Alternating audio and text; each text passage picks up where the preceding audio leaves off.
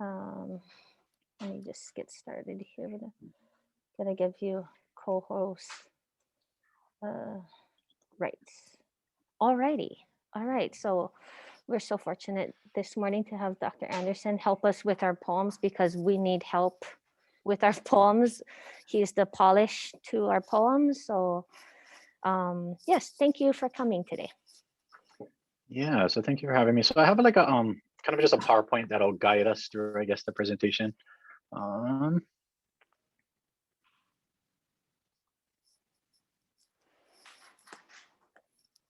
right.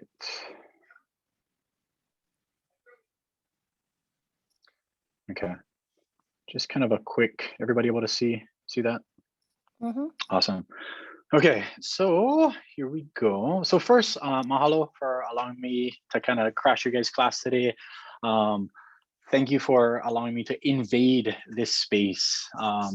So slam poetry is something that's kind of near and dear to me. I don't know if you guys are aware or not. I mean, you guys know me in different contexts, right? I work with some of you through the dual credit program, undergraduate project, various little things in other classes. I'll be working with you guys more closely for sure as you guys enter your pathways and academies and working towards college and career stuff. And then touch base with you guys again closely when you work on senior project. Yeah. But aside from that, I relish the opportunity to work in the English classrooms. I don't know if you guys know or not, but I actually taught 9, 10, 11, and 12th grade English for over 10 years in the department before I had this administrative position. So slam poetry is one of the things that I always included. It actually was our final exam for juniors and seniors for a while, or part of the final exam anyway. The reason for that is that for me, you guys critique a lot, right? In English, you analyze the hell out of things, right? Literary analysis, we look at things, we deconstruct, but very rarely are we given opportunities to construct things and become artists, because you can be a better critic as an artist. Yeah. So for me, one of my kind of just mantras is that the world doesn't need more critics. What the world needs is more artists. And you guys are all kind of venturing into that territory now, and you'll have a chance, a super cool chance to publish and perform your poems in a very unique way. So I'll talk a little bit more about the slam as we progress. So first, I just want to say thank you to you folks for embarking on this journey. All right, so today's goal, I'm going to just reintroduce you to kind of slam, just reemphasize hopefully what you guys have read about it, what you guys have heard about it. I'll go into a little bit of history. And then I think for the performance part, I've been able to see some of your guys' writing is super solid writing. So we're going to work on a little bit on tone, pitch, volume. We'll do a little kind of workshop to get you guys in a space. Hopefully it'll be fun as far as the performance part goes and how to really evoke emotion in your performance. Yeah, because that's one way to really get across your words and ideas is utilizing, you know, the rhetoric, right? The ethos, pathos, logos to evoke emotion. Yeah. And then the goal is for you guys to leave with just at least a few tools to be more comfortable performing spoken word and more particularly slam poems. So just to reintroduce myself, I'll be spending some time with you folks. So you guys might see the KP in my signature. The KP stands for Kohivi and Posalo. Give you some idea of my ethnic background. I've been called a number one of these different things. If you guys see me outside of school, you can refer to me as this. I've embraced my uncle status. I am getting older, so I've embraced that. So these are all the different monikers I go by. Mr. Anderson is fine. Coach Anderson is fine as well. So most of you, or some of you guys know that I coach also cross country, track and field on campus, got back into jiu-jitsu with my son. This is my family in the middle, my wife, my daughter, and my son. I like to stay active, do a bunch of things. I actually teach classes at the university as well in the education department. Some of you guys might have seen or heard that Be a Teacher, Be a Hero slam poem on TV. I was part of that campaign, super fortunate to be part of that. I also teach creative writing in the English department at UH as well. And, you know, slam poetry is one of those things that I incorporate as well. So again, super fun to be with you guys. So just brief introductions for you folks. So in the chat, if you can, just to expedite things since people are at home and in school, just your name, where you're from, and then why you're here. Like what are you hoping to get out of this particular experience? Yeah, this workshop and maybe the slam experience in general. And then I can hope to address that here or in subsequent conversations with you guys in the future. So if you can go ahead, 1, 2, 3, your name, where you're from, and then what do you hope to get out of this experience? So take maybe a couple minutes to do that.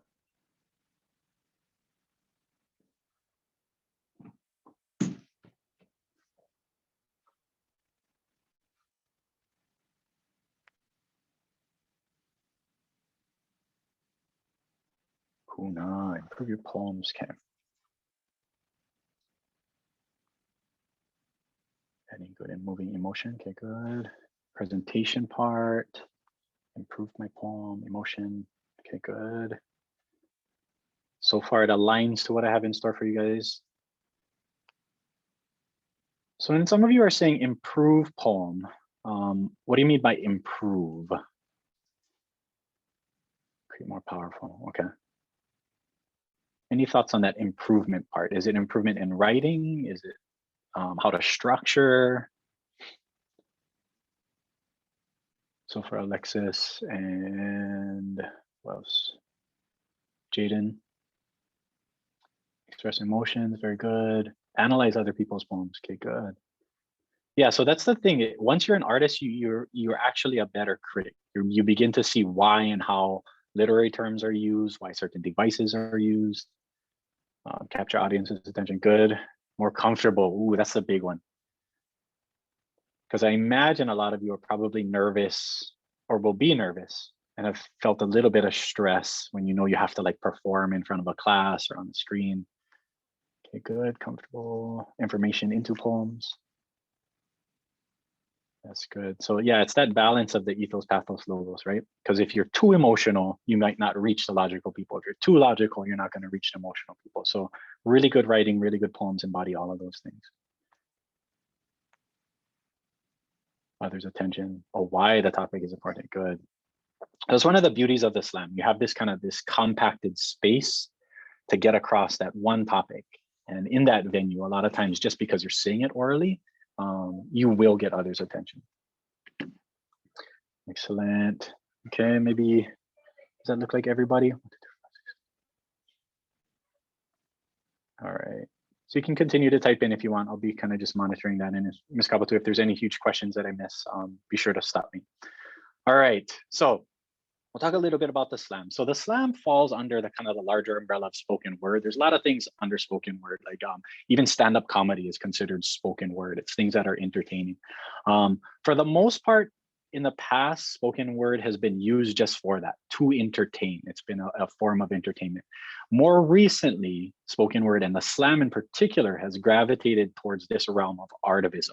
So it's utilizing art as a platform for social causes or social justice, right? We're not just saying things to entertain people. There's so much entertainment out there, right? But we're using our voices and our time and our space to really call things to action, whether it's people's minds that are changing or actual calls to change in the physical world. So super cool time for you guys to be a part of this. And I think it aligns perfectly to a lot of the topics that you guys already have written about and explored and researched. So intro to slam poetry. Usually this is where people see slam poetry. I think it was like Jump Street, right? Julia, Rob, Hertz. And it's kind of this comedic element. And so on the other side of that, again, it's super serious. It can be intense and it can change minds. So slam poetry and spoken word. So essentially what slam poetry is, it's poetry that is performed for an audience. That's the major difference. A lot of spoken word or a lot of other just poems that you write, you put them out there and hopefully somebody will see them and hear them. In this sense, you have an audience, you have a captive audience. So you have to think about them. That's not just for yourself. The other thing is it's meant to be heard and seen rather than read. So I'm going to refer to this phrase, for the page, for the stage. Okay, for the page, for the stage. So when you're writing for the page, you're thinking about line breaks, you're thinking about stanzas, you're thinking about enjambment, you're thinking about white space, how the words look on a page. In slam poetry, it's oral, right? So essentially, you don't have to focus so much on the form of writing. There are certain things like line breaks that'll help you in your flow when you're performing it, but arguably you could have a block of what looks like prose, but it could be read as poetry, if that makes sense. So you don't need to get so hung up on the actual form of it. It's how you present it. And then lastly, it draws heavily on literary devices. So this is why your teachers made you guys memorize and look for literary devices over the past couple of years, or even in middle school, when you guys are in middle school, right? So it draws from what we call the music of poetry. So repetition, rhyme, alliteration, metaphor, wordplay, imagery, all those things that create sound are what help to get across the emotion. And that's what we're going to kind of work on today. All right, just some origins so you guys know. I don't know if you got this far in your US history class. but slam poetry kind of emerged from the 50s and 60s, the beatniks. So these are kind of the pre-hippies, so to speak, the artsy intellectuals, these guys on the fringe, the counterculture people. So major hubs in the US, New York and San Francisco, of course.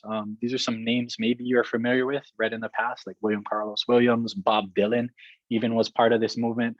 Believe it or not, Jack Kerouac and was it Allen Ginsberg were actually responsible for the first form of sampling.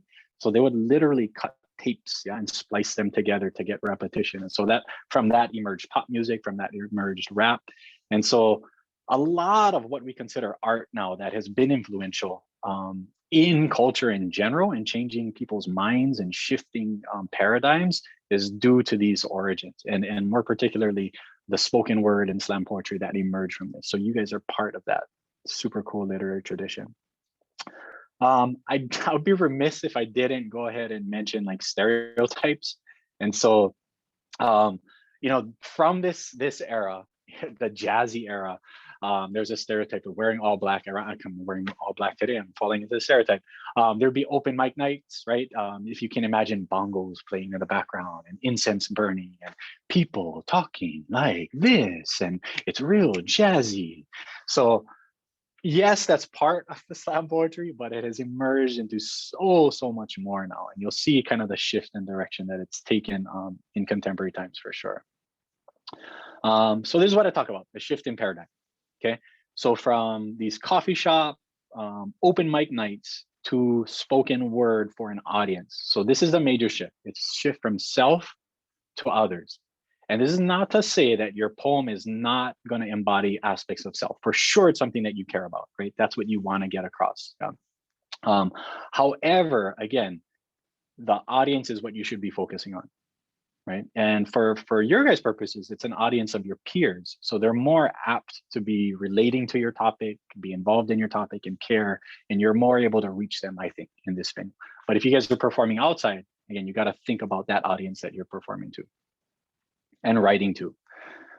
All right, so features of slam poetry, this should be a review for you folks. So it is one of the major differences. It's a competition. And when you add in a competitive element, it changes things a little bit because people not only are playing now to change people's minds, but they're playing to win. Yeah. And so for some people, it shifts things. So I don't know if you guys did the history part. Ms. Kapatu, did you guys do the history? Okay. So legend has it that this guy, Mark Smith in Chicago, he would frequent the Green Mill. It's actually a place that's still there. It's one of like the mecca for poets. So he was a construction worker, and there's like a stereotype that, you know, people who work outside with their hands, they're not necessarily into the arts. Again, stereotype, but we'll go with that stereotype for this story.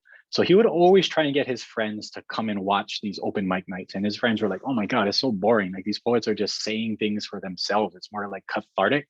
And they weren't into it. So he said, all right, how can I make it more exciting? So he invented this competition. And so these are kind of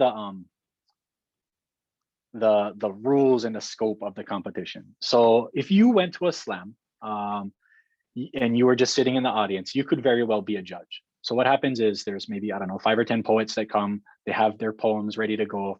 They give clipboards to the audience, or these kind of numbers that flip, and there's 5 of them. Yeah. And so the poet will get up, they'll perform their poem, and then they'll ask the judges, all right, what are the scores, judges? And they'll say from 1 to 10, what do you score the poem? So it's kind of old school Olympic style scoring. So like 1 is a poem that like sucks, cannot resonate with anybody at all. A 10 is like it moves you to tears, or it's like has some emotional impact. Yeah. And they go with decimal places, so they break ties. So the 5 judges will hold them up and they'll say, okay, 8.8, 9.5, a 10, a 10, a 10. And then everybody will clap. And then what they do is they drop the high and low score, and then they take the sum of the remaining score. So a perfect score would be 30, yeah, for that particular round. And so depending on what slam you go to, sometimes there's 1 round, sometimes there's a couple other rounds. And so that's where you play the game. Like people have different poems that they perform in different rounds. So you got to think like, am I going to do my best poem up front to get to the next round? And then hopefully, so there's a little bit of strategy involved in actual poetry slams. For you folks, I understand it'll just be 1 poem, right? That you guys perform, and then you can continue that same poem in the next round in the final. So that'll be fun for you guys to those of you who advance, you'll get another opportunity to share your poem with another audience. And then the weird thing that happens is, even though you might hate it, you might dread it at first, if you do advance, you're going to be super excited to say that poem again to somebody else. It's a weird thing that happens. So anyway, that's the kind of the general scope of the slam. I have here in this bullet, there are time penalties in actual slams.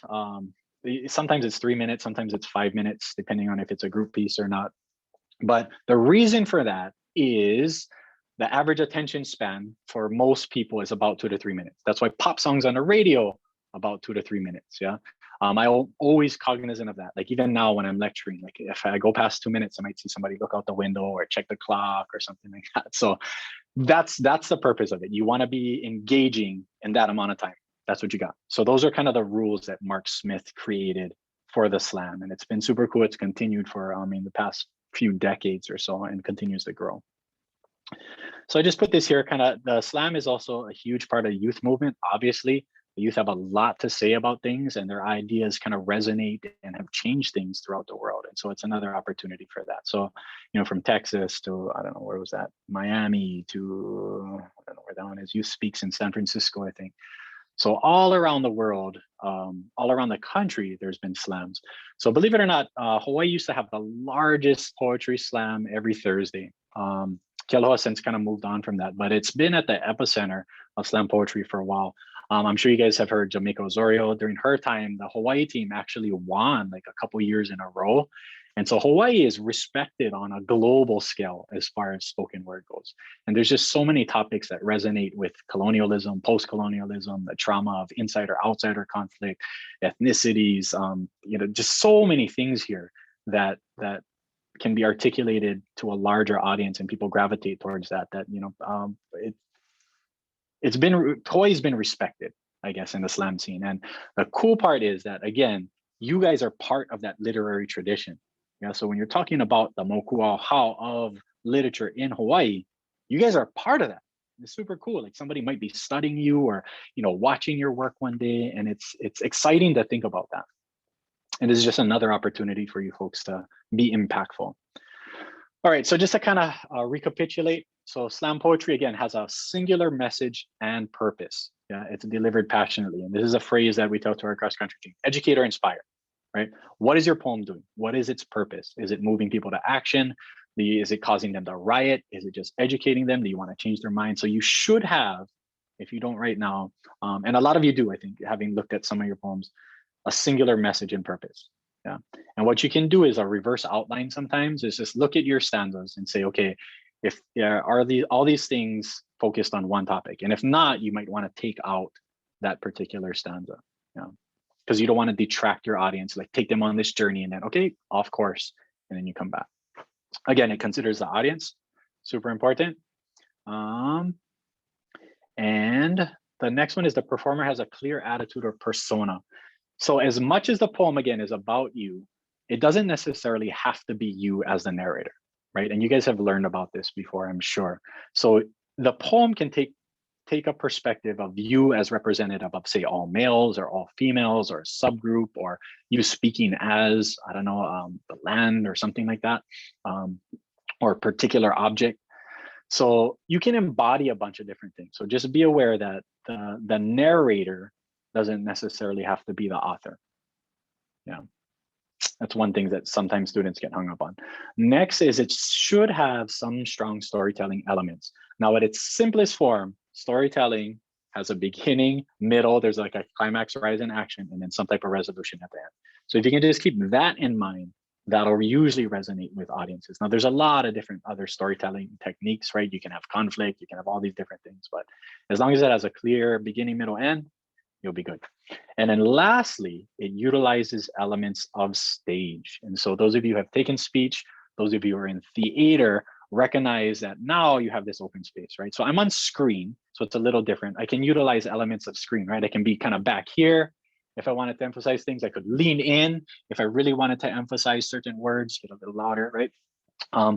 When you guys are in the classroom, those of you guys who will be performing, you can maybe look up like this. You can use blocking, right? Change directions to get across different things. And so utilize elements of stage if possible, if it pertains to your poem. Yeah, you don't have to be expressive. Like on this screen, I could just stay right here and continue to talk and perform, and that's fine as well, as long as I'm kind of centered in this space. All right, questions so far? Questions, comments? Everybody doing okay? All right, so a couple of thumbs up. Okay, so other performance skills is interesting. So I don't know if you guys heard, I did present to Miss Suganuma's class. And so I did one kind of virtually, like I'm gonna do for you folks. And then I did one with a mask, yeah? And so eye contact is super important now. There's actually some studies to suggest that people are way more expressive with their eyes now, just due to the pandemic, because you have to see like, oh, is he smiling? Is he mad? Like, is he happy? Is he sad? And so you guys might have noticed that already. And so that, I think if you're performing with your mask, you're gonna utilize eyes a lot more. And we're gonna talk about volume, speed, articulation. Obviously, some of the facial expressions will be lost in the performance, but you can also do, like we talked about, some of these gestures. You can use your hands or not. All right, so I had a couple different ways I was going to go with this presentation. Sometimes I'll show classes certain videos and we'll dissect them. I'll actually do a performance for you guys via Zoom, so it'll be kind of semi-live, I guess. You can imagine me in that space. So I want you to think about, as you're watching my poem performance, as well as others, like what is that central message, right? What next? What are some of the literary devices? So again, you should be able to pick up on some. I use some very, very heavily. So I'm going to ask you guys that after I perform. Next is kind of what facial gestures I'm using, what works in certain poems, what doesn't work. So if you guys are YouTubing stuff as well, you as a novice poet, as a novice slam poet, you're gonna pick and choose kind of what works, right? You can take from here and there. Okay, I really like what this guy is doing, or I like what this girl is doing. I'm gonna utilize that. So feel free to do that, right? Every great author, including Shakespeare, borrows from other people. So until you've really, really developed your own style, feel free to borrow. Lastly, what could the poet have done differently? Like notice what places you're tuning out, what places you're tuning in. Yeah. And then lastly, for fun, how would you score the poem? Okay. And so if you're kind of just totally don't know how to score, you can think of it, because we're in education, you can think of it like grades. Okay. So like 10 would be 100%, because an A+, very good poem. Like a 95 might be a solid A, 90 is like an A-, right? A 9.0. 8.0 is like a B, 7.0 is like a C, and you can give decimal places from there. So keep that in mind as far as scoring goes. All right, so what I'm gonna do, I'm gonna perform a piece for you guys. We'll see how it works in this space. So it's called Island Chain. I have this other one called Destined for Greatness. We used to do, myself and students used to do a group piece for openings at the beginning assemblies of every year. So I'll give you guys a link to that so you can kind of see a group piece at Kamehameha Schools. But anyway, I'm going to perform Island Chain for you folks. It's actually a poem that I wrote a while ago, like maybe like 10 years ago or so. And it kind of deals with some of the issues that you guys are discussing now. It even aligns to, I don't know, did you guys get to watch yesterday? The, what was the presentation, Ms. Kabatu? The movie? Hawaiian Soul. No, these are my 10th Hawaiian graders. Soul. The Oh, freshmen okay. did, yeah. Freshman did. Well, anyway, if you guys have seen or heard about that, it aligns to a lot of the stuff that George Helm was doing. Yeah. But anyway, so it discusses some of those things in post-coloniality that I was working through at the time. Now, my thoughts have changed a lot about the topic since then. I've grown a lot, I've learned a lot, but I think it captures kind of the rawness and the feeling and the tension and the angst, I guess, of the things that I was learning at the time. And it very much deals with some of the issues that you guys are writing about. So I'm gonna stop share and perform this for you folks.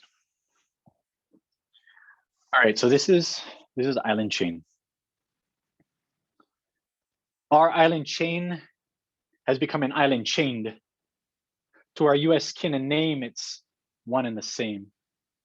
And it's just us we have to blame, because 95% of our food is imported. And the land doesn't understand why it isn't important anymore, because it can sustain if you let it, and it did. It did. You see, we forget it ever happened. It seemed that this myth was dismissed like the mist and power of steam, all for the new dream of Western wealth. Oprah said Hawaii's the best place to buy land. So brah, from Hilo to West Kauai, they came from the mainland to our mainland, to our arcane land. And sure, I can understand why gas prices are high. But tell me, why is water still higher? And why are we still trying to master the fire within earth to find worth in geothermal successes or disasters that have poisoned the water faster than arsenic from plantations and cane fields? And now generations of families all have a strange feel in limbs, wondering what cancer lurks within them. It's all become a blurred history. Hawaii's a vacation destination, and it's no mystery why they fought for this to be a military location. You see the basis? Army bases carve holes in faces of mountains, Squahidi who see me with eyes broken and begging for help, begging for health, wounds wide open from weapons, forgetting self, all to protect this Western wealth. So the mountain cries in streams, streams tinged red, which now run dry, becoming the red earth that stains shirts and skins. It's the same blood within us that flows below in dirt, the same red earth that's worth a few to millions. What used to be a view to children, used to be a view from a pavilion. Now to see the same view, you need a few $1 million because it's been filled in with followers, those that support the idea of thieves and gave rise to the ownership of land, those who don't understand the land belonged to no man, the land belonged to self. And in itself, the land is wealth. It's a resource, not a source that's dealt out and with. A shift in thought must in minds occur and remain, because we are the missing link in this island chain. Thank you.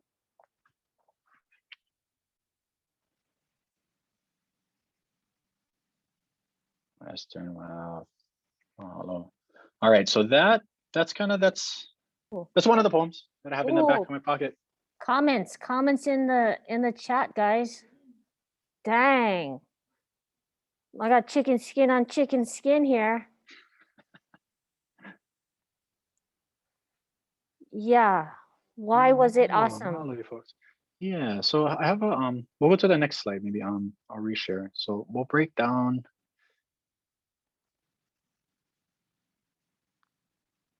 Yeah, so I'll send you this too if you guys haven't seen Kawana or Sean Bell or Avatar, super cool group pieces. But yeah, so if you guys want to comment, you can critique, analyze. Teachers and administrators always critique you, so I'll allow you guys to critique my poem. Yeah. So thank you, folks. Mahalo. Come on. Yeah. So I mean, we noticed, like, what did you guys notice? Okay, in the chat, what did you notice about the pausing, right? The rhythm, the rise and fall of his voice. That's what I need you guys to start working on. So start formulating that in your head. Yeah, okay, so hand gestures. So yeah, so I tried. I mean, it's hard on screen. Obviously, I'll have to be conscious to step back so that you guys can see stuff. One of the things I do with hand gestures is to emphasize juxtaposition.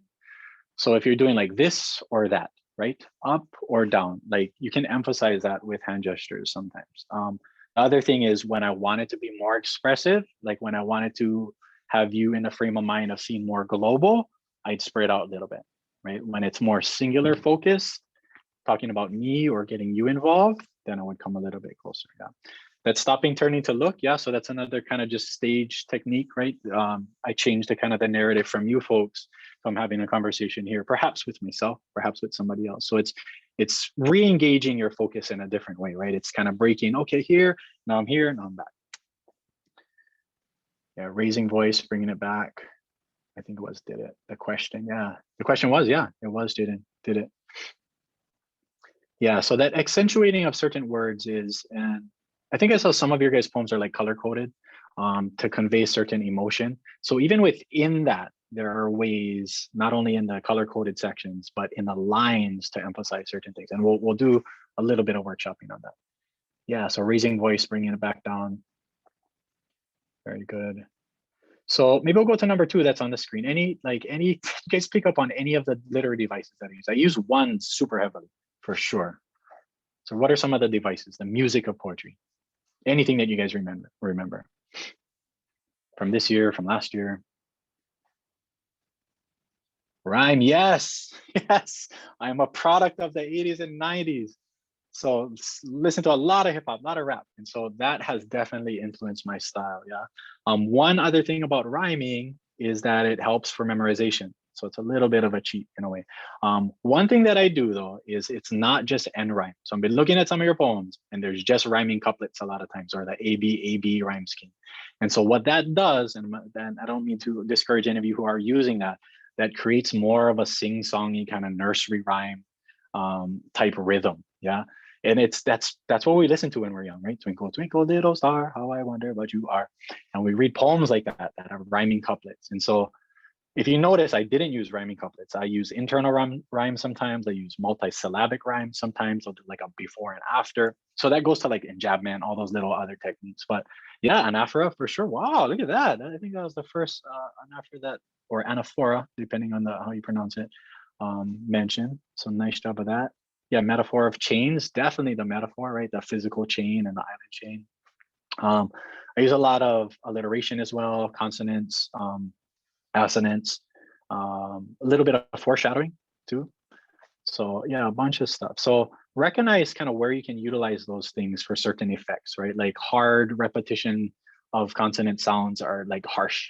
Yeah, like I don't know, black bug's blood, that kind of thing, right? If you use more S's, it's more smooth, right? Silky smooth sounds. Yeah. So even the way that you utilize words helps to convey emotion. So this is where you go back in editing, the editing part. So lastly, we'll do this. We'll go to number 6, since you guys kind of commented on already. So just go ahead and type in. Again, you won't hurt my feelings. I've got everything from like 7s to 10s for this poem. So what would you guys score it? Just kind of based on kind of what you've seen, maybe in relationship to other poems.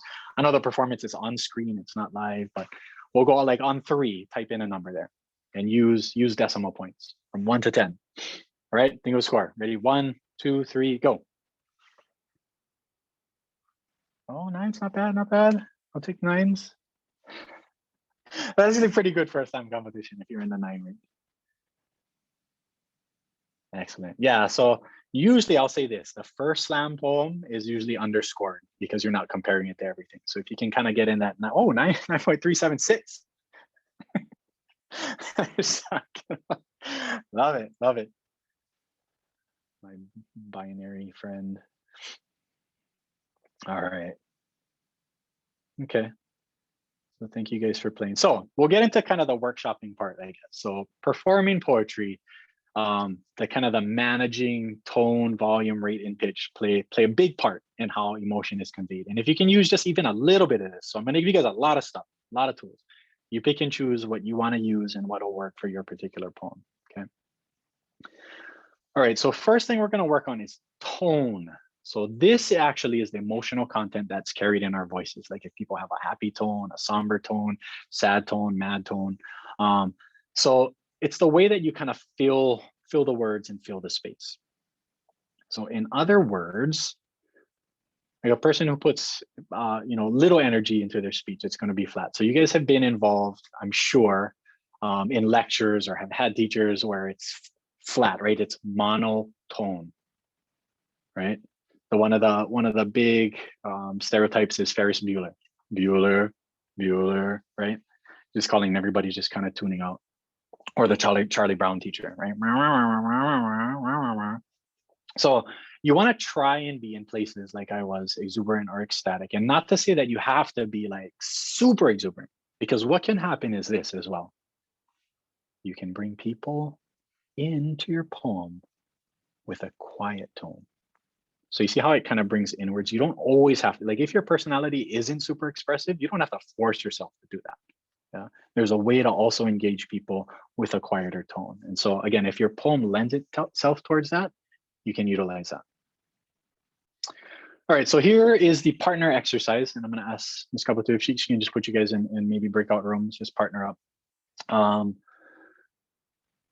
So here's what I want you guys to practice, this phrase, come here. Yeah, and try and do it. I don't know if you guys will remember all these things. If you want to just take a picture or a screenshot real quick of this. try and go through as many as you can in a couple minutes and say this phrase, go back and forth. So each partner will say it in an angry tone, a happy tone, sad tone, loving tone, despairing, laughing, the importance, like blah, blah, blah. And just kind of give feedback on each other. Yeah, I know it'll feel weird. It might feel really weird to do it. Those of you who are in class, I don't know if you just want to partner everybody through Zoom, but go ahead and practice it and see, what kind of tone that you use when you're saying this phrase. Yeah. And then if there is a place in your own poem where you need to get angry, how are you saying it? Yeah. So listen for that emotional truth and believability. So if you kind of laugh the first time saying it, maybe try it one more time. So it's going to involve a little bit of performance and acting. So that's what I'm gonna ask you guys to do. So try and have fun with it if you guys can. One example that I always give is this: take the word "what," right? Just one word phrase, "what."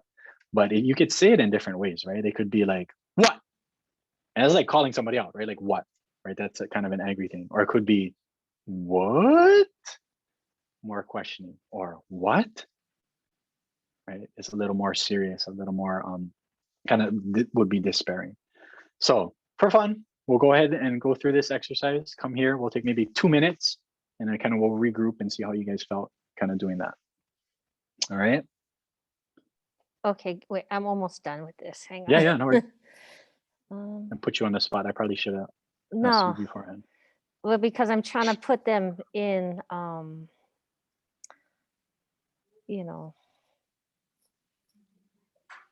what? gotcha. What? Huh? Okay, so those of Yeah. you guys who are in class, you don't have to join the rooms, okay? We can just practice to, by each other. And then those of you guys who are at home, you're going to be in the breakout rooms. Alrighty? What? What? What? What? What? What? What? Yeah, don't add what, What? don't add things to the end of what, okay? Just, okay, here we go. Never mind.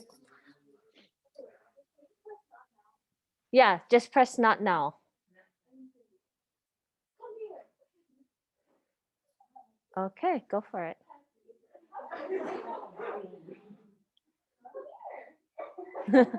Okay, pair up, practice. You guys right there, just near, yeah. What?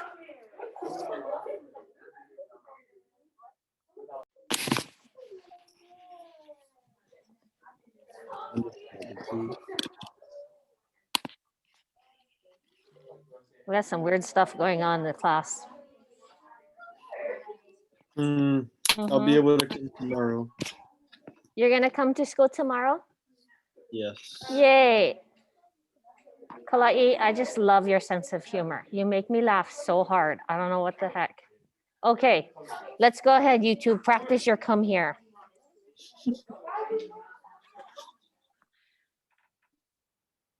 Okay, Autumn.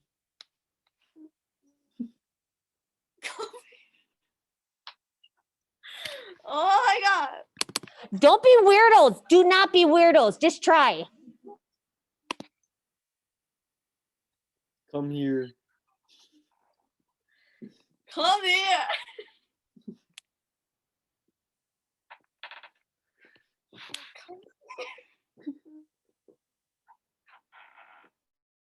I don't really want to do that. Come here. I don't know. Yeah. I'm too tired for this. Come here. Your turn. Wait, what are we doing? Like, what's the emotion for it? Whatever. Just Oh. practice being, think of your craziest auntie and then think of your grandma and then think of your Oh. uncle. Okay.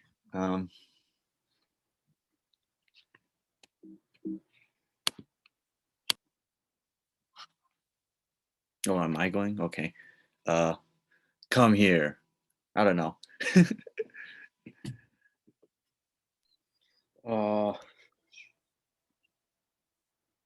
Come here.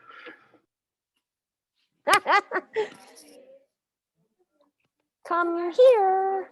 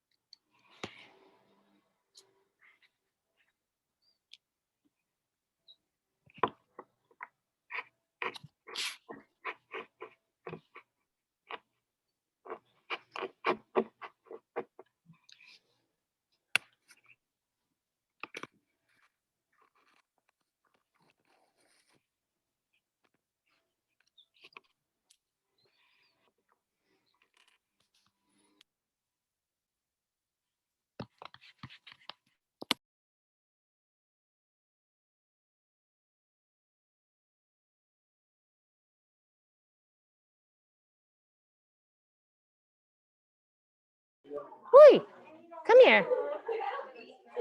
We gotta be sassy. Come on, Snide. Come here. Come here. Come here. Oh. I remember at one point my hair was soft. Oh my gosh, at one point your hair was soft. Come here. You didn't practice? Come here. Yeah, we did. Come here. Weird. Come here. I don't know what's spookier. Come here or come here. Definitely the second one. Yeah, it's like, feel come like- here, you're super busted. Come here. Go ahead. Okay. I feel like a dog. Give me any other phrase. That's just so awkward. Okay. Be careful. That's a good one. Be careful. Okay. Channeling my inner mom. Be careful. I think the facial expression did it for me. Yeah, be careful. Yeah. You Sarah, where's your tutu lady status? Go. Be careful. Wait, I can't. Oh, be careful. Be careful. Be careful. Be careful. I don't know. Be careful. Mine has like more like passive. Mhm. Be careful. Yeah. Oh my god, my dog is snoring. Stop.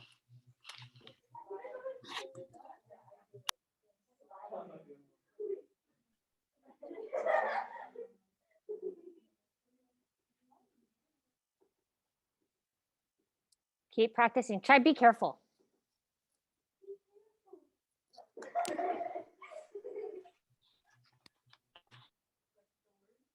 Yeah. Be careful. Be careful. Oh yeah, do stop.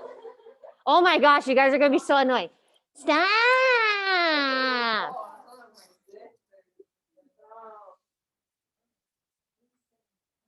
Lindsay, so what are some of the physical actions that you guys did along with the practicing in tone? Like, what are some things that you notice? Anybody? You can type it into chat or unmute yourself.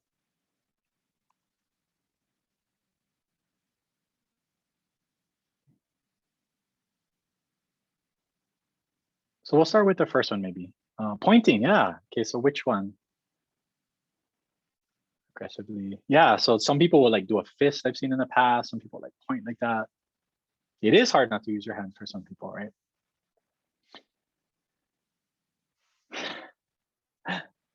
Okay. Yeah, so hand movement comes into play sometimes when you're really trying to express emotion. And I don't know if you guys are aware of that or not, but that's something that I had to become more conscious of myself as well. Like, is my hand movements as I'm talking, like, do they really express certain things? I just focus on hand gestures. Okay. Yeah, that's perfect. Like we talked about, like the open hand gesture, really, like, because even if you did this and you didn't say anything, it would imply a welcoming presence. Yeah. Eye contact, good. Different facial expressions, excellent. Yeah, so I noticed like on the shy one, even when I was working with yesterday's class, like they would like just turn a little bit like that. Like it would be more kind of a side angle. So that goes into your stage presence as well. Yeah. All right, excellent. So thank you guys for playing. Hopefully you had a little bit of fun with it. I know you probably felt weird. We're gonna do a couple more. So get comfortable, yeah. So the next one is volume. So this one is pretty straightforward, right? And this is what you guys notice in my performance. Essentially, it's how loud or how soft you say lines or even words. So this last bullet here, where would it vary and why would it vary? Super important. Yeah. So think about even, I mean, we're gonna obviously do an exercise, but in your own poems at the end, what words do you wanna say louder or softer? And again, you can be expressive or not and still draw in your audience. All right, so we're gonna try 2 new phrases. And I want you guys to note how just volume impacts these two phrases. Okay, so same thing. You guys can partner up with the same people. I don't know if Oh, we can do that. I moved it. separate I government. moved them around. Okay. Okay. If not, that's fine. You can partner with Yeah. somebody else. So we'll do these two phrases and just practice one soft volume and then one louder volume. Okay. And then we'll discuss a little bit on the emotion that's conveyed just through volume. So each partner again, you can go the soft loud and then switch partners, soft loud for number one, and then vice versa for number two. Okay. So it'll take maybe a minute for this one. This should be a little bit faster. Yeah. Her rabbit died yesterday. I want a new car. So go ahead, maybe take a minute to do that. I don't know why it's so funny. It's so sad. Yeah. Yeah. Hey, her rabbit died yesterday. Yeah.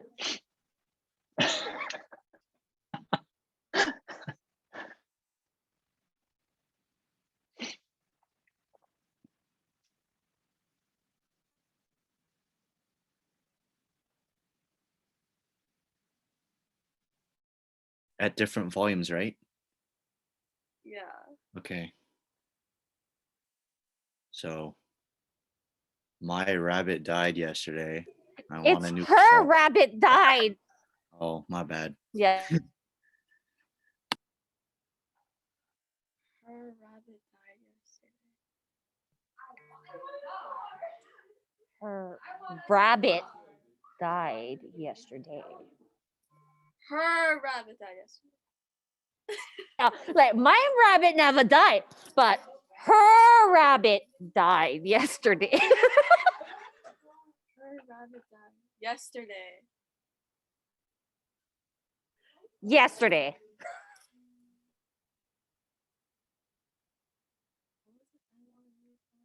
Keep practicing.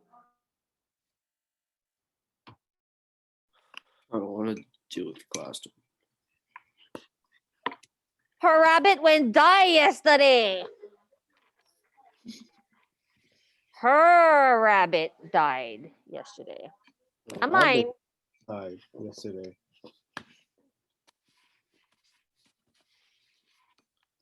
Say, I want a new car. Oh,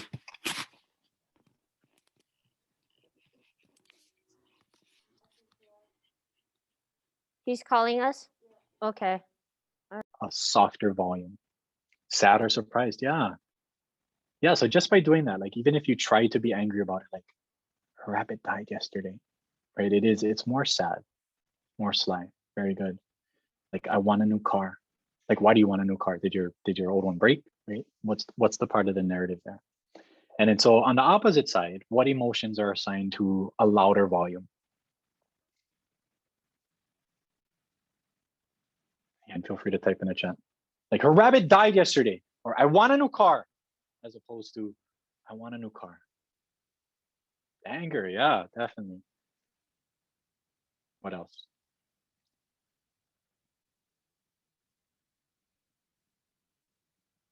Spoiled, okay. Yeah, brat. Especially that phrase, right? I want a new car. Very good. Okay, so same thing, I mean, with tone, volume. So we're gonna, nope. Yeah, it is hard to change just the volume. Yeah, so a lot of times the tone, volume, and we're gonna go into kind of pitch and duration after that as well. All play into that emotional impact. Yeah, so you can see just, I mean, on a base level, if you just wanted to influence emotion, if you're having a hard time with the tone part, just getting a little bit louder conveys that emotion of being angry or mad or I don't know, even exuberantly happy. It could be. So keep that in mind. All right, we're gonna do a couple more. Next one is rate. Okay, so this is speaking pace. So this is something, honestly, I reflecting on myself need to work on. Whenever I do presentations or even poems, I know I speak too fast. And so I need to slow down in places. And some of you guys noted this when you critique my poem, right? There are certain places where I sped up and certain places where I really slowed down. So it affects how the author perceives the given topic. Because a lot of times when people slow down, words become important. Right? Your mind slows down, like your listening mind slows down and it really starts to internalize. Yeah.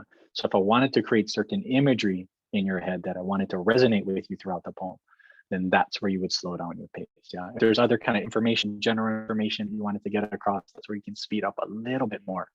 But I'll show you guys this next exercise on how rate influences imagery in people's minds. Okay. So I want you guys to think, we're going to do these three now, right? So her rabbit died yesterday. I want a new car. Come here, just utilizing rate for this one. Okay. And so for rate, what I want you guys to do is place emphasis on certain words or series of words. Okay. And so, for example, I'll just do number one. Okay. So her rabbit died yesterday. The emphasis is on the her. You might be thinking about who this person is, as opposed to this. Her rabbit died yesterday. Right now, you might be envisioning more of the rabbit. Yeah. So this one, her rabbit died yesterday. The emphasis is on the death. Right. And then lastly, her rabbit died yesterday. Right. So part of the narrative is like, okay, what was she doing yesterday? Was she impacted yesterday? Like what is the importance of the day yesterday and today? So you can see how that all influences, again, the emotional connection that you want the reader to have or the listener to have to your poem. Make sense? All right, so same thing, we'll do this. We'll go back and forth. Maybe try a couple different variations for each partner, for each sentence. And then just kind of note what you're seeing in your mind as your partner is conveying these particular phrases. So take a couple more minutes.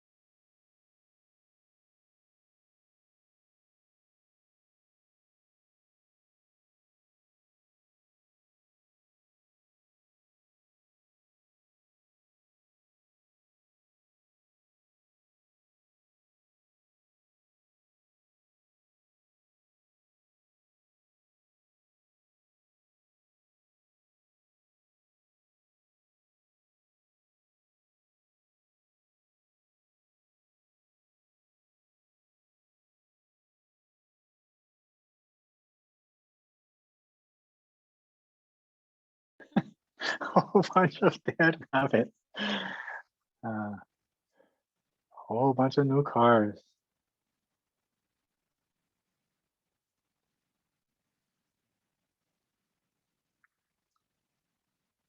So some of you guys have your permits, some of you guys are getting your permits and licenses, within the next year or so. Feel free to test out this, I want a new car, right? Are you gonna say, I want a new car? Or I want a new car? Or are you asking, I want a new car, you know?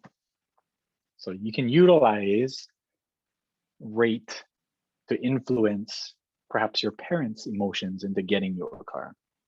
Think about that. You don't want them to be mad. You don't want them to be sad. You want them to be empathetic to your needs. And how do you get that across?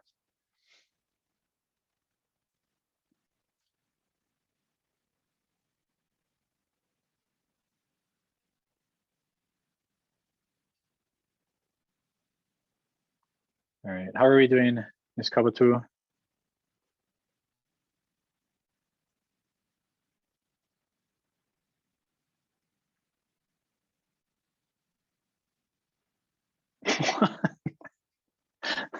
That's a crazy story.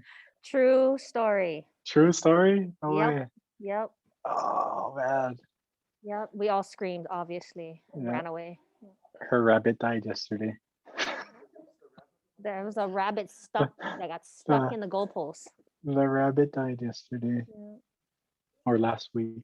Mm. It's sad. Yeah, her rabbit didn't die yesterday.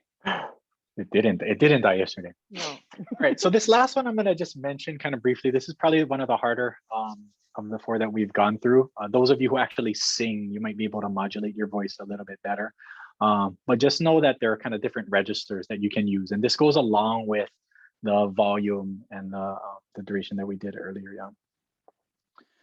So just real quickly, again, this is the last one you can try. So with a partner, I want you guys to practice that little higher, and you don't need to like go really high. Like it can just be a little bit higher and see what kind of emotion is evoked, your regular tone, and then a little lower. So you don't have to go like full on low, but it'll just be like, come here. And you see kind of how that influences volume as well. So try the high register, middle, and then a low pitch range. And then just kind of note again the distinct variations between both and the emotion again that's conveyed. What is it? Is it sadness? Is it happy? Is it more expressive? Is it angry? What is it? Okay, so last one. Go through it with your partner. Maybe take another minute or so.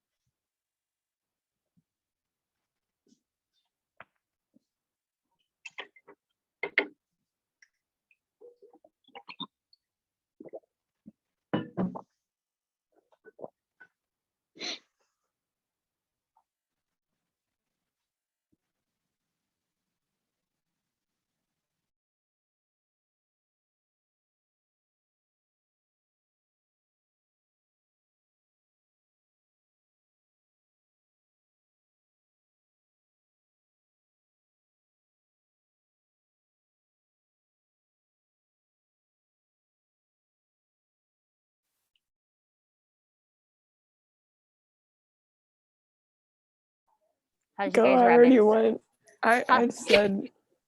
I said it like her rabbit died yesterday. Her rabbit died yesterday.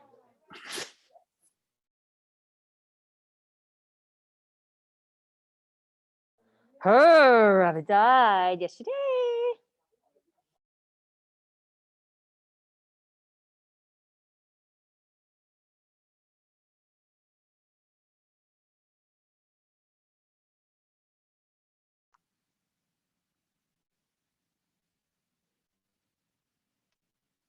All right, so that kind of concludes the kind of some of the performance part, how to evoke emotion, just utilizing voice and modulation of sound. So what are some of the big takeaways from this? What are some things that you guys might be able to utilize in your own poems? And you can, again, feel free to unmute yourself or type in the chat. Was this helpful at all? I mean, were there some things that you can utilize? Put more emotion in your words. Very good. Yeah, because the tendency will be to just read your poem. Yeah, I mean, you have beautiful words and no doubt they'll have an impact. But if you don't emphasize and you don't put just a little emotion into some of your phrases, again, the impact will be lessened. Emphasize, good. Yeah, so there are things that simple things that you can do to remind yourself of that. So like on your actual document, you can bold it, you can underline it just to remind yourself to go up in certain places. You can use little carrots, to go up or down if you need to remind yourself of pitch or volume. Helps us slowly becoming more comfortable. Yeah, so that's the thing. I'll be honest too. Like I used to really fear public speaking, being up in front of an audience, and slam poetry is actually one of the things that gave me confidence to be able to speak in front of larger groups, whether it be small groups or large parent groups now that I speak in front of. And so the best time to face fear is when it's in front of you. Yeah, if you always come up against it and you back off, you'll never break that barrier. And so the interesting thing that happens for some students, is that the slam actually gives them confidence in other aspects of, whether it be speech or just public speaking in general. So hopefully it'll be that for some of you. Pace, yeah, super important, the pacing of your words. Because a lot of times you'll just read in your normal reading voice that you read everything else in out loud. And so pacing, super important. All right, maybe one more, anything else anybody can use that they'll remember in their own performance of their pieces? besides rabbits and new cars? What's one more? And then we can move on.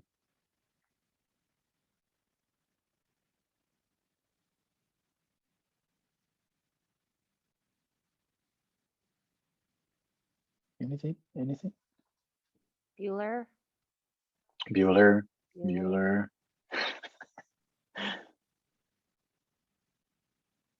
Yes, we did I actually pitch. have if a you question. remember. Okay, question. That's great. Would George Carlin be also like considered? Because you said stand-up comedy. Yeah. No, for sure. That So- would be considered, yeah, spoken word. Because on stage, speaking and entertaining. Yeah, Have George you seen- Carlin, Pryor, Richard Pryor, all those guys. Eddie Murphy, Martin Lawrence. Dave Chappelle did some spoken words. I seen that before. That was pretty cool. Yeah, Dave Chappelle actually he's appeared a couple times on even Deaf Poetry, and he does. I mean, it's super funny stuff. Like, yeah, try Google Dave Chappelle Deaf Poetry. Totally inappropriate. Don't say that I sent you there, but try check his spoken. They say his actual slam poems out. Try check those out. But yeah, Dave Chappelle, even his more recent comedy specials have been more geared towards spoken word, especially the one he did during the pandemic. It wasn't even a comedy special, right? It was just like social commentary. There was one. It was like a time, pretty sure, like the time of his birthday, and he tied it Mhm. into a bunch of other stuff. I need to watch it again. Yeah, check him out. Is that He's the one a you're talking great about? Yeah, he's a great storyteller too. That's one thing that people forget about Chappelle is like he weaves these great stories and he incorporates research too. Like a lot of historical stuff, he'll weave it in kind of sneakily. But yeah, great person to reference for spoken word, definitely. All right, we'll go with George Carlin is amazing. Awesome. Okay, so I'm going to conclude with this. These are Taylor Molly's tips for performing poetry in public. So this is kind of going to wrap up our session for the most part. So as Baker does, so 13 tips that I'm going to go through kind of quickly. And this, again, should recap what we've done so far. All right, so first one, performance is an editing tool. So once you have your poem, you're going to think that it's pretty good already, right? Like you're going to want to perform it, start practicing. Note that, again, when it translates from the page to the stage, it could be different. Okay, so if there are places where, it's just not working, you can't memorize it, it's just not flowing well, change your poem. Feel free to modify your poem so that it flows better. Okay, don't think that you have to stick with whatever you wrote. That's one of the things a lot of students get hung up on. The other thing is you're going to be performing this most likely, I think, a couple of you can correct me if I'm wrong, in class, right? For the students who are in class, Yes, with a we're- mask on. Right, with a mask on. So Okay. we'll see what happens. We're Yeah, still so trying I'd to figure it out. recommend trying to practice with the mask that you're going to use, because for Mr. Gunuma's class, I had a cloth mask the first time. It's comfortable, but as I was moving, it started sliding down and I had to adjust, and that took away, I think, from the performance. And then like this cloth one, this surgical one, you moved a lot better and didn't slip off. So that act of practicing and getting kind of feedback, super important, not only for your words, but the actual performance of it. All right, next one. If you guys go to slams, you'll use mics, right? The point that I'm gonna make with this particular slide is people like symmetry. So if you have a mic, you wanna line it up straight, you don't want it to be crooked. Those of you who will be performing on a screen, again, you don't wanna be off to the side like this. You wanna center yourself well. If you guys are in the classroom space too, you wanna be centered in that space, yeah? Because people, again, beauty is symmetry, as you guys know. So people like symmetrical things. So try and recognize that the space that you're in and everything that you utilize should be symmetrical. So this next one, again, I'm going to reemphasize clarity above all else. You should have a clear and central theme. Don't deviate too much from that. Like if you take people on different directions, again, you're going to lose their train of thought. The slam is kind of a cohesive story, and you got like that 3 minutes or whatever amount of time you have to capture people, right? You don't want them to go off track. So this next one, super important. Everybody wants you to be amazing. Yeah, those of you guys are a pretty tight-knit group. For the most part, you've been on screens throughout the year. Now we have this awesome opportunity to be in class and share that physical space. And that's one of the cool things about that slam is that energy that you're exchanging in person. Yeah. And the interesting thing is that you can practice your slam. It might be perfect in front of the mirror. You might say it perfect in front of your friends or your parents. Once you get in that space and you share words with other people, emotion might come out that you didn't expect. So I've seen a lot of people, even for, poems that they thought they had no connection to start crying or get emotional. It's an interesting cathartic experience. And so for some of you, it'll be that. Yeah. So embrace that emotion that comes out. Utilize that in your poem. I'll say this too, if everybody can commit to being a safe space for everybody else and recognize that everybody's going to be nervous and that everybody is trying their best, it'll make it a lot easier to just go ahead and perform your poem. So I'm going to ask that all of you on screen and in class commit to being that positive influence for your classmates and recognize that they have something important to say. So commit to that. The next one is, we talked about this, right? That modulation of voice, super, super important. And so I'm going to read the last sentence in this to reemphasize that. You will not sound as stupid as you think you look. Now, it feels really weird for me to slow down and over enunciate like that, but I imagine that it came across pretty clear to you folks. Yeah, so if there are parts like that, force yourself, even though you might feel weird, to really slow it down. Yeah, so if you have golden lines in your poem where you have super important facts, that's probably the time for you guys to slow down.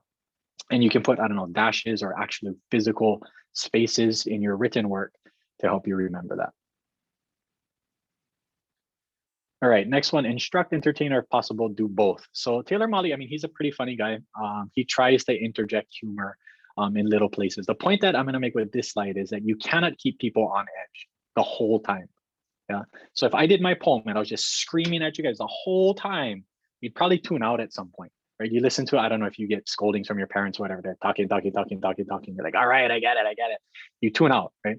So same thing with poetry. If you're always like super soft or always super loud, the audience will tune out. So look for places to bring the audience in and out.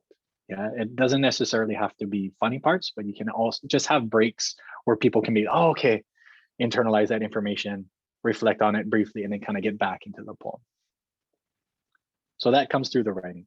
The next thing is, I see this all the time in speeches. Never preface your poem. Never say like, oh, sorry guys, I just wrote this today, or oh, sorry guys, I'm super nervous, or oh, sorry, my poem's gonna suck.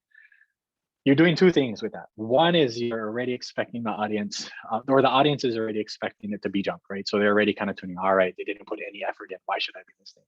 Secondly, it's giving yourself an out, yeah? So it's ruining your self-confidence. By saying that, subconsciously or consciously, you're saying that, oh, just in case I mess up or it's not good, I'm already saying that it's bad. So better not to do that. Like, even if you are kind of nervous or afraid, or even if you did actually just write it, don't say that. You do not preface your poem, just go ahead and say it. This next one is important for your writing, okay? So sometimes the simplest way to say something is the best way. So you guys are writing poetry, but it doesn't have to be like super, super poetic. You don't need to dress things up in like crazy metaphors. So this phrase right here that I have bolded and underlined, sometimes I wished I were an only child, super powerful. Like just saying that, sometimes I wish I were an only child, like that's a huge reflection, right? If you had siblings, maybe sometimes you wish your only child is a selfish act, but maybe it's truth, right? That's the truth. And so saying that instead of saying some metaphor like, I don't know, sometimes I wish I were the only blade of grass amongst a field of, I don't know, flowers and other plants. Like, we were like, what? Like, what does that even mean? Like, I'll have to really, really dig hard to interpret that metaphor. And you only got a set amount of time. So again, if you have a message, clearly say it in certain places. You don't have to dress it up in metaphor, simile, or imagery. All right, next one. Say still or have a reason for moving. You guys have seen speeches where, I don't know how far I can back up into this, but like people start doing the two-step, right? Rocking back and forth, or like you're by the board, you start tapping it a little bit in the back, or like you place all your weight on one foot and then like you start to tap, or you start to do like you cross your hands or something. And so practicing your poem, if you're going to be expressive in places, usually the best thing to do is plant your feet. Yeah, don't fidget and just put your hands at your side. You see the gentleman on the screen. He probably, I mean, me just doing this right here, I'm standing. I have my computer up. So I'm just standing here. It feels weird to just stand with my feet apart, hands at my side, but it looks good on the stage. Yeah, so practice doing that. You don't want to be distracting and people kind of concentrating on different movements as you're performing. All right, this next one, nobody needs to know if you forget a line or section. So invariably for somebody in your class, you're gonna forget something, right? Because you're gonna have to memorize it. If your mind goes blank, the best thing to do is just take a little pause and usually you get back on track. I'm not sure if Ms. Gabatu is gonna kind of, like if you really, really mess up, she'll have a copy of your poem and she can feed you your next line or something like that, or the next word. And usually that gets you back on track, okay? The worst thing to do is break the connection, right? So if you're going, say, I'm going, delivering this awesome poem, and then, I forgot.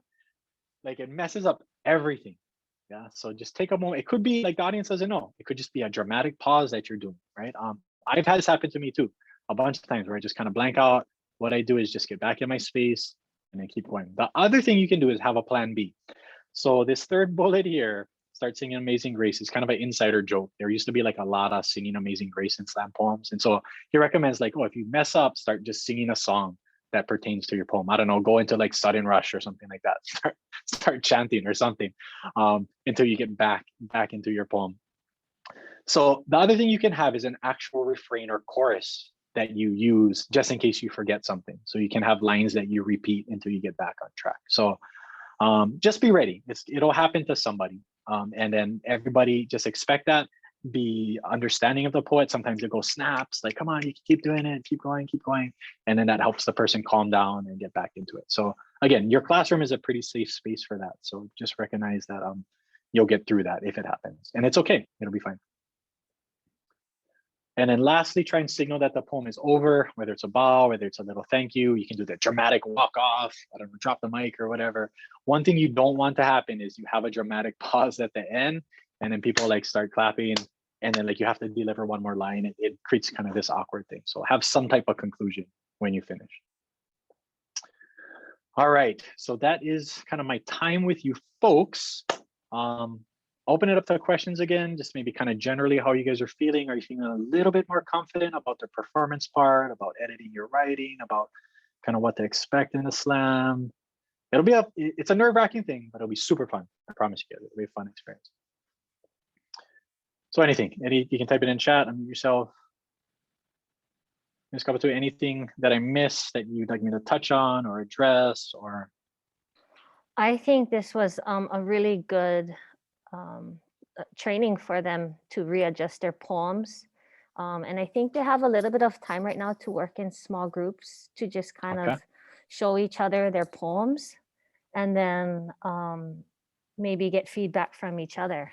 Perfect. Because they are so probably sick of hearing themselves that other people will be, a fresh ear will have them say their dead rabbits are alive now. So, I mean, Right. I think we're good. Okay. I think, anybody have anything? Anybody need more help? Are you guys ready to go? Juice is flowing? Thanks. People want new cars? All right.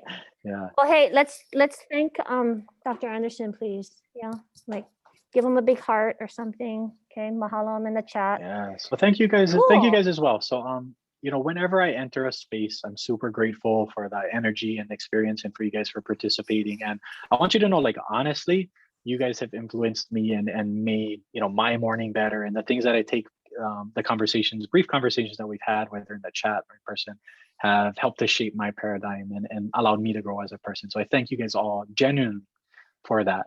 And for brightening my day. So thank you, folks. Just one note. So as you guys are critiquing other poems, remember it's the poem, not the person. And for yourself too, letting go of a little bit of ego and being receptive to things. I know poems are super personal, like super personal, but let go of ego a little bit and recognize that you can take some criticism to better your poem, because it is for your audience, right? That's the main thing. It's not for yourself, right? It's for the audience. So again, thank you guys. I appreciate you. Look forward to maybe working with some of you on the actual writing part. If not, I really want to be there for your performances. So super stoked for that. And mahalo, Ms. Gabatu, for inviting me and taking your students on this journey. I appreciate you. Oh, thank you. I appreciate you too. Thank you. All right.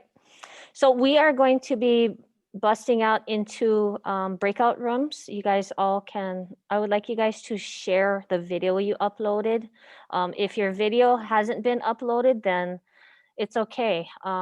we just need to do that, okay? Because I need you guys, I need to see your videos. It really helps me to give you feedback as well. And then everybody else is giving great feedback on the discussion board. So yay, you guys.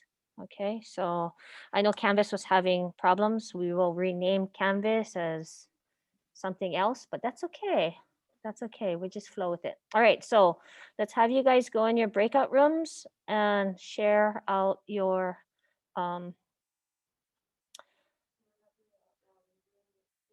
yeah, you can do it. You can either do it out loud or with your video. It either way. Okay. All right. Hey, thanks, Clint. Appreciate it. Yeah, thank you. So will this work for your next class? Do you want me to be in person? Do you think that Zoom work? Yeah. No, I think this works. It allowed Okay. them to laugh, you know, and to not take themselves so seriously because yeah, I don't know if I can share with you like the discussion board because that is it's super cool. So I don't know if like you know I can share certain things, yeah, from Canvas. Hmm. Yeah, let I me. might have access to everything on Canvas as the admin access. I don't know. I can try Oh. go in and play with it. Okay, I can send it. That's why. So it's super cool, but I don't. I sent stuff to like Corrine, and she was Mhm. able to see. So it's the post a reading of your second draft. So all I have to do is send it to, and then it should pop up somewhere in Canvas, in the Canvas universe. So then you can have access to see the Okay. and if you have time to give some feedback, like pretty cool. Definitely. Okay. Okay. All right. I'll see you in a little bit then. All right. Thank you. Okay. Bye. In the closet waiting, not for the door to unlock. It will open if she wants it to. But people stand outside consumed with hate, and she's not sure if she wants to walk through for fear of the people standing outside, and she's not the only one who waits. The people in closets are afraid to show their pride. They want one thing gone, the people outside who hate. The hating people don't dislike everyone. They feel that way because of a girl with a girlfriend. Gay, bisexual, trans, queer, and lesbian. Who knew loving the wrong person can make someone feel that offended? Some have had the courage to step outside the closet walls. Some live a happy life no longer confined. Some are not accepted at all. Some were killed, their bodies left for their families to find. And I could name them all, but then we'd be here all day. Because the list is anything but small, but I'll start to say it. Akira Monet Marie, Alejandro Barrios Martinez, Paul Terrell Henry, Gilberto Ramon Silva Menendez. 5% of Americans are LGBTQ+, but also 18.5% of the hate crime victims. The people in or out of closets shouldn't have to live in fear of people who are trying to hurt or kill them. They should be able to be proudly queer. Why should we be treated this way? The answer is that we shouldn't be. So what if You cannot hear? That shouldn't really only affect me. Yeah. Why is love bringing hate? Because that's all I see to be wrong. This shouldn't even have to be a debate, but still the discuss for us goes on. And it's a little bit scary to read this poem, so hopefully none of my classmates are. Okay, that's it. Yes, that poem was so great and powerful. I really appreciated like the metaphors, and I think that the I could really see the like emotion in your like facial expressions. So it sounded really authentic to me. I like that you put the metaphors in, especially when you said, I don't know if it's the exact words, but something like people in the closet just want to show their pride. I really like that part, and I like the part where you're naming people that went through hate crime or killed because of their sexuality, right? Yeah, I really like that too. So good job. Thank you.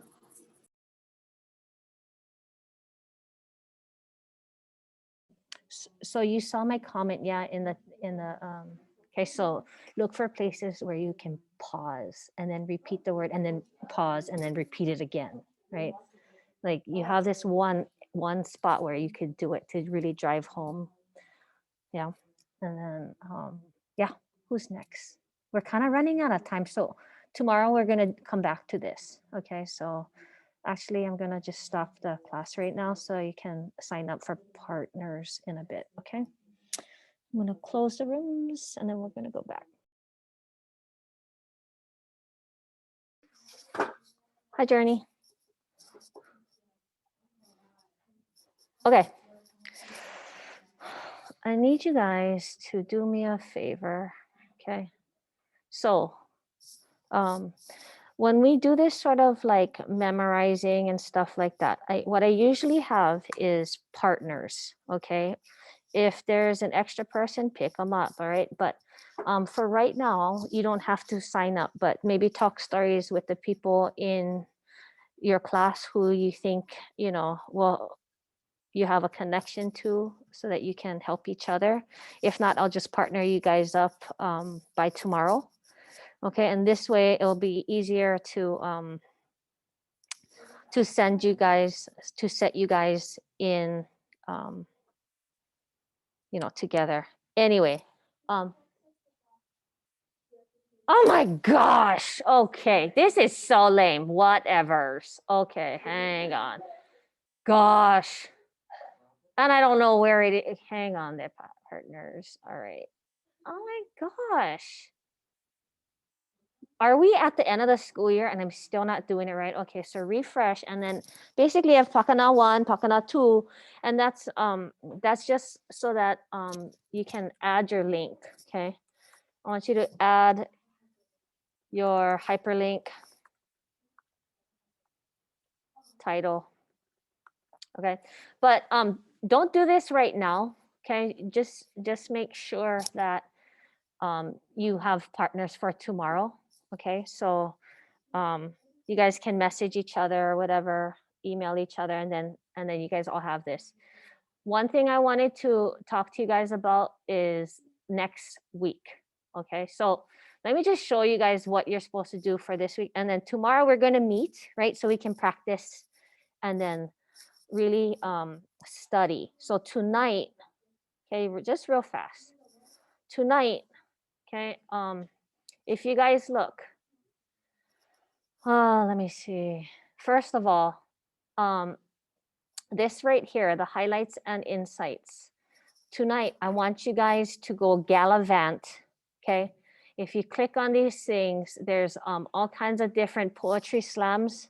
Okay, I want you to try and watch as many as possible. And then just find one that, you know, which poem was your favorite, why, and then what did you get out of watching all these poems, right?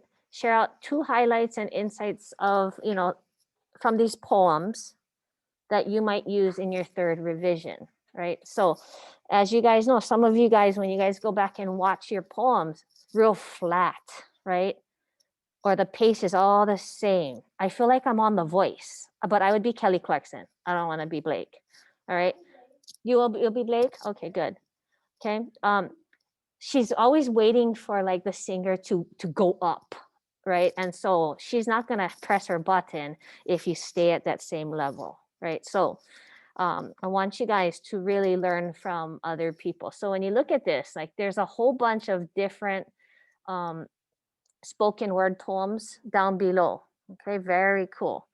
The other thing what we have here is I just kind of curated a bunch of spoken word poems for you guys to check out. Some of them we already watched, okay?